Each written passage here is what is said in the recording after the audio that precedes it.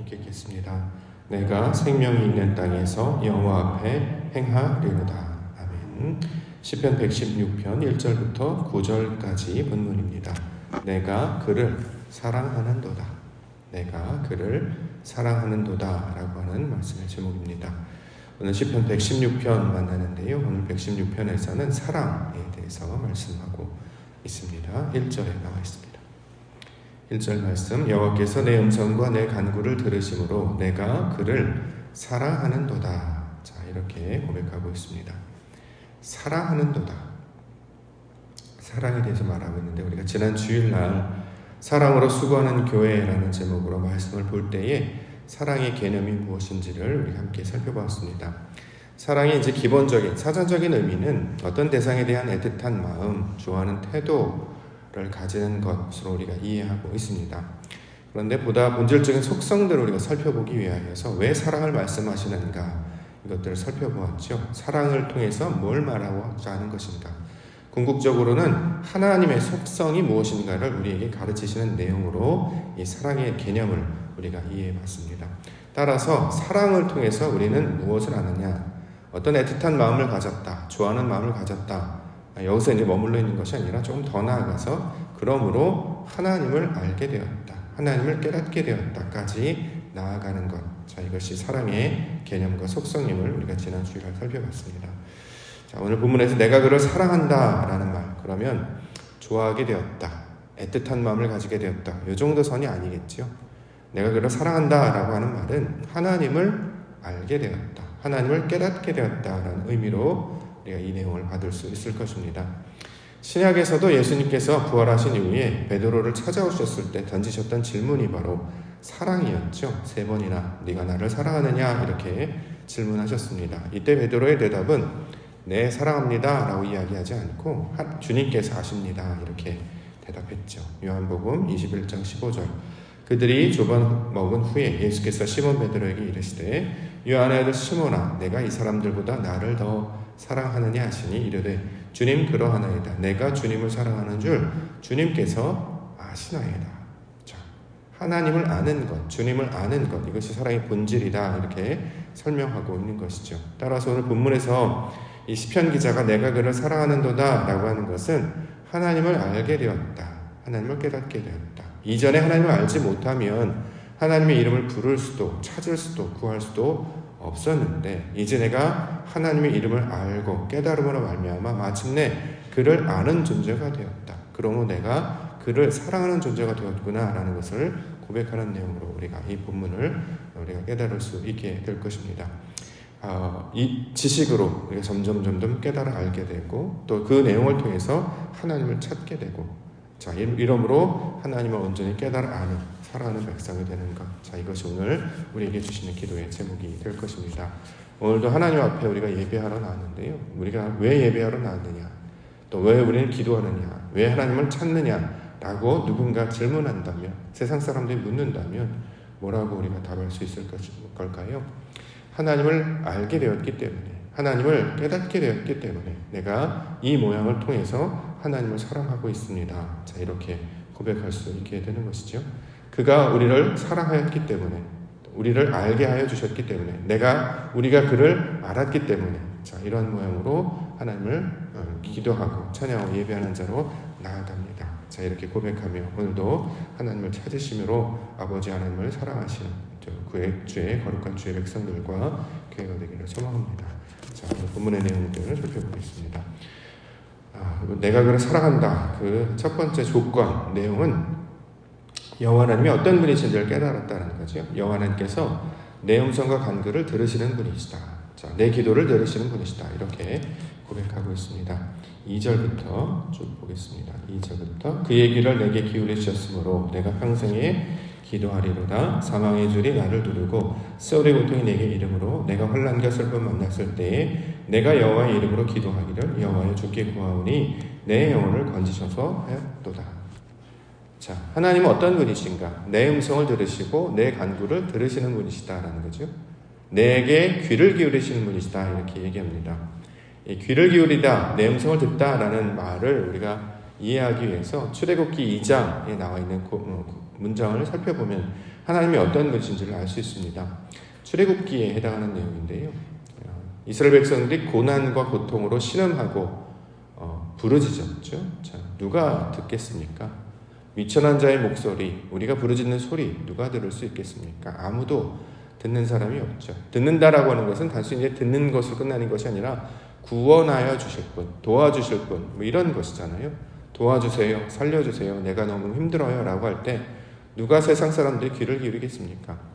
인생을 경험하시면서 깨닫는 것은 내가 아무리 크게 소리 지르고 아무리 옳은 소리를 한다고 해도 내게 귀를 기울이는 자는 아무도 없다라는 거죠. 그런데 성경은 우리의 목소리에 귀를 기울이시는 분이 있고 고통 소리를 들으시는 분이 있는데 그분이 바로 하나님이시다, 이렇게 증거하고 있습니다. 출애굽기 2장 23절과 24절에 보면 여러 해 후에 애굽 왕은 죽었고 이스라엘 자손은 고된 노동으로 말미암아 탄식하며 부르짖으니 그 고된 노동으로 말미암아 부르짖는 소리가 하나님께 상달된지라 하나님이 그들의 고통 소리를 들으시고 하나님이 아브라함과 이삭과 야곱에게 세운 그의 언약을 기억하셨다. 자, 이렇게 기록하고 있습니다. 하나님이 귀를 기울이시는 분이시다라는 거죠. 자, 그러면 여기서 이제 귀를 기울이다라는 표현, 내 소리를 듣는다라는 표현을 하고 있는데 이게 어떤 의도를 가지고 있는 말인지를 우리가 조금 더 생각해 보아야 합니다.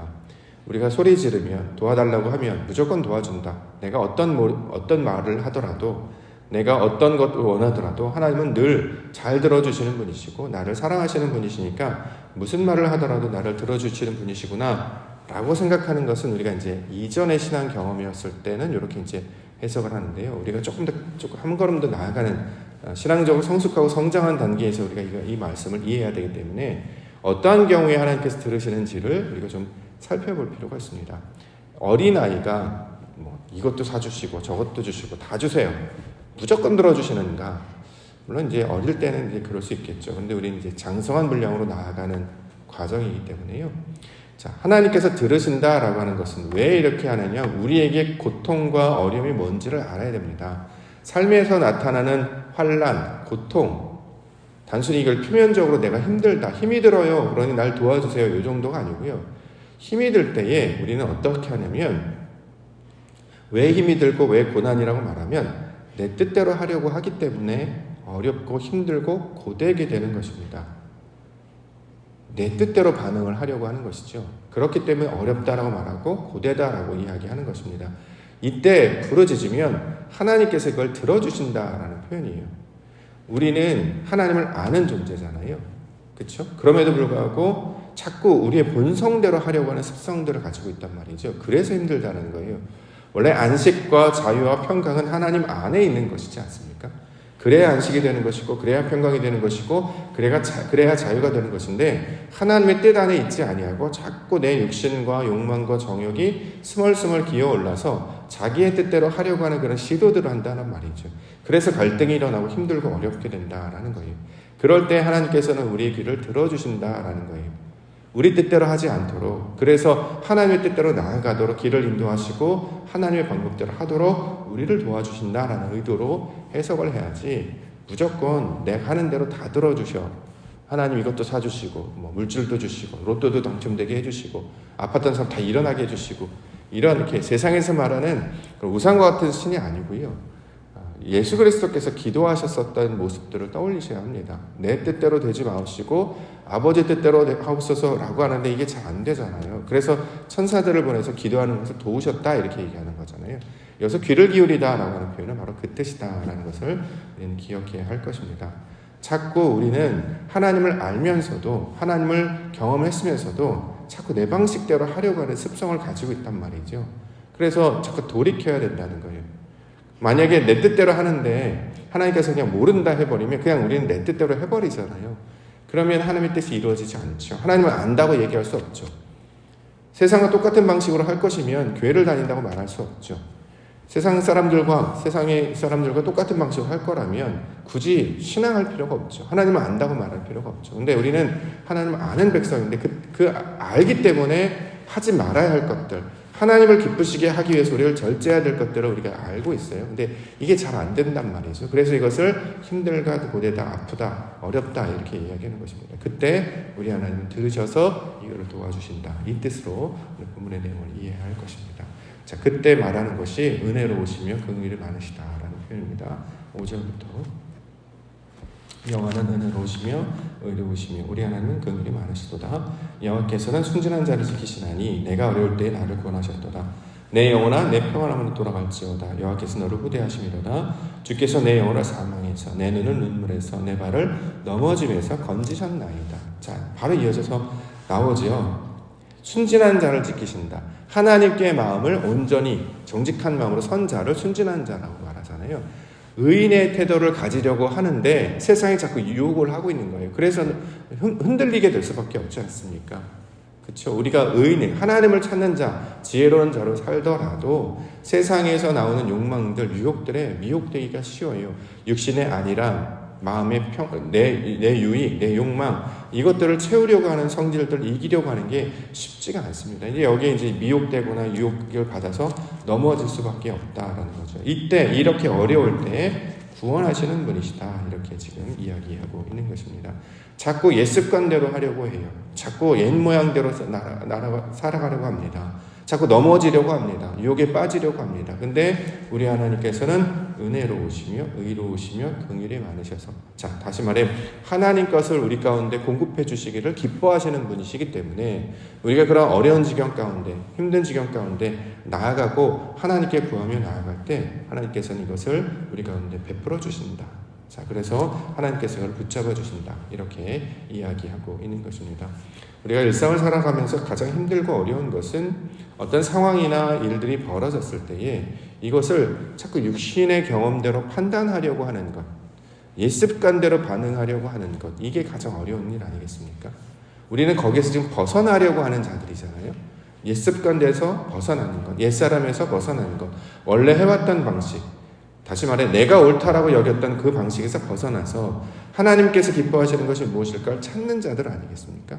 근데 이게 보통 힘든 게 아니잖아요. 지성소로 나아가는 게 보통 힘든 게 아닙니다. 육신의 장막이 허물어져야 된다는 거죠. 내 것이 다 깨어져야 된다라는 것입니다. 근데 우리는 한 번도 내 것을 깨어짐을 경험해보지 못했어요. 그렇기 때문에 새 것으로 발전하지 못하죠. 남들이 말하는 것, 세상에서 말하는 것, 또는 내 경험, 내가 가지고 있던 어떤 철학과 이성이 그 성벽처럼 견고한 여리고성처럼 견고하게 서 있기 때문에 이것이 부서진다는 게 매우 어려운 일이다라는 것입니다. 그럼에도 불구하고 우리는 말씀을 붙들고 순종하려고 하지 않습니까? 자, 그렇기 때문에 하나님께서 은혜를 베푸시고 긍휼을 베푸시고 이 순전한 자를 지키신다. 이렇게 이야기하고 있는 것입니다. 7절에 보면 내 영혼아 너의 평안함으로 돌아갈지어다. 평안함의 본질이 어디입니까? 하나님께로 돌아가는 거잖아요. 하나님께 내가 맡기는 것이잖아요. 이게 평안함의 본질이죠.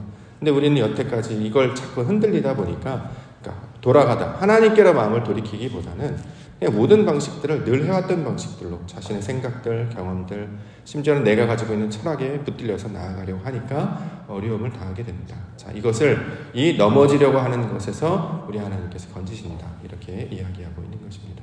9절 내가 생명이 있는 땅에서 여호와 앞에 행하리로다. 자, 여호와 앞에 행하다. 하나님이 기뻐하시는 뜻 가운데 행하다라는 뜻이잖아요. 그렇죠? 생명이 있는 땅. 여기서 이제 생명이 있는 땅이라고 하는 것은 하나님이 내 안에 계시는 것을 가리키고 있는 말입니다. 그걸 우리가 사랑이라고 한다는 거죠. 고린도전서 13장에 내가 모든 믿음과 능력이 있을지라도 사랑이 없으면 울리는 꽹과리 소리에 불과하다라고 할 때 이 사랑을 하나님으로 바꾸면 하나님이 내게 없으면 나는 아무것도 아니다라고 이제 해석해서 이것을 받아들였기 때문에 우리 안에 하나님이 있는 상태가 생명이 있는 땅이란 말이죠. 하나님께서 기뻐하시는 것인가, 아버지께서 원하시는 뜻인가, 이것들을 우리가 늘 점검하면서 살펴볼 때 이것을 내 안에 하나님이 있음을, 하나님의 뜻 안에서 행하고 있음을 감당할 때 이것이 생명, 살아있는 것이라는 뜻으로 우리가 이해하고 받고 있기 때문에 우리의 판단과 결정과 말함이, 행동이 그 하나님의 은혜 아래 가운데 하나님이 내 안에 있는 것 가운데 말하는 것인가를 우리가 점검하고 살펴보아야 할 것입니다. 그런데 오늘 본문에서 사랑을 고백하고 있고 하나님이 있는 그 믿음 안에서 행하고 있음을 고백하고 있으니까 우리는 더 이상 죽음의 땅, 하나님이 없이 나만 있는 땅, 어둠의 땅, 하나님의 이름이 없이 그냥 내 생각이 있는 땅에서 행하는 것이 아니라 여호와의 이름 앞에서 하나님의 이름으로 내 뜻이 아니라 하나님의 뜻대로 자, 이것들을 감당하며 나아갈 수 있도록 고백하는 자로 서야 할 것입니다. 자, 이 말씀으로 우리 가운데 가르쳐주고 있다라는 거죠. 우리가 항상 잊지 말아야 되는 것은 우리 마음에 떠오르는 생각들, 감정들, 첫 번째 떠오르는 생각들, 마음들, 이게 다 헛것임을 우리는 반드시 기억해야 합니다. 여기에 우리는 속으면 안 된다는 거죠. 내 마음 가운데 어떤 감정들이 올라오고 어떤 지식들이 올라오고 판단들이 올라올 때 이게 진리라고 착각해요. 첫 번째로 올라오는 그 마음이 옳다라고 자꾸 이제 착각한다는 거죠. 근데 우리는 한 번 더 생각해야 됩니다. 이것이 과연 하나님이 있는 상태에서 결정하고 판단하는 것인가? 하나님께서 기뻐하시고 원하시는 것인가? 그게 맞는 것인가? 그게 맞다 안 맞다를 생각해 보면 무엇이 맞는 것이고 무엇이 옳은 것이고 안 맞는가를 판단해 보면 거기서 내가 드러나는가 내가 죽는가 요거를 따져보면 이게 옳다 그르다를 판단할 수 있습니다. 내가 그 안에 살아있는가, 내 생각과 내 의지와 내 판단이 살아있는가, 그것은 그렇죠? 하나님의 뜻이 아니겠죠. 그런데 내가 죽고 하나님의 뜻이 서 있는가, 그건 이제 옳은 것이 되겠죠. 다시 말해 십자가를 붙들고 나아가고 있는가, 십자가를 붙들고 있는가가 자기를 부인하고 십자가를 따르고 하나님의 뜻을 쫓고 있는가, 그래서 하나님이 주시는 것 영광을 위해서 기꺼이 고통과 고난을 감당하겠다고 생각하고 있는가를 따지면 이게 옳은 것이 되는 것이고, 십자가를 붙들지 아니하고 그냥 예수께서 했던 것처럼 내 생각이나 경험을 옳다라고 주장하는 것은 하나님의 뜻이 나타나지 않는 것이 되기 때문에 우리가 이것을 통해서 옳고 그름을 분별하고 판단할 수 있게 될 것입니다. 오늘 시편 기자는 하나님 앞에서, 여호와 앞에서 행하리로다 이렇게 고백하고 있습니다. 저와 여러분들이 바로 이런 고백의 사람들이 되어야 되겠지요. 쉽지 않은 과정입니다. 우리가 날마다 연습하는데 이게 되게 쉽지 않아요. 그렇기 때문에 깨어 있어야 할 것입니다. 우리가 잠자는 자, 죽은 자의 모습이 아니라 하나님께서 우리 안에 계심으로써 모든 것들 하나님이 기뻐하신 뜻대로 판단하고 고백하게 해 주셨습니다. 그러면 내가 말하는 것에서, 내가 행동하는 것에서, 심지어는 올 한 해 어떤 일을 감당하거나 어떤 일을 추진하려고 할 때, 어떤 일을 하려고 할 때 이것이 하나님을 기쁘시게 하는 것인지 아니면 나라고 하는 나의 육신을 만족하게 하는 것인지 이것들을 찾고 여기서 한 걸음 더 나아가 하나님을 기쁘시게 하는 자 되게 하시고 기꺼이 그를 위해 십자가 되는 자 되게 하여 주시옵소서. 이렇게 붙들고 나아갈 때 그가 바로 의인이요 여호와 앞에 행하는 자요 오늘 본문에서 말하는 하나님을 사랑하는 자의 모습이 될 것입니다. 이렇게 예수 그리스도께서 우리에게 보여주셨던 것처럼 자기를 부인하고 십자가를 지고 자기의 원대로 뜻대로 하지 마옵시고 오직 하나님의 뜻대로 감당하게 하여 주시옵소서. 이 고백으로 나아감을 통하여서 하나님의 사랑을 온전히 이루시는 우리 성도님들 되시기를 주의 이름으로 간절히 축원합니다.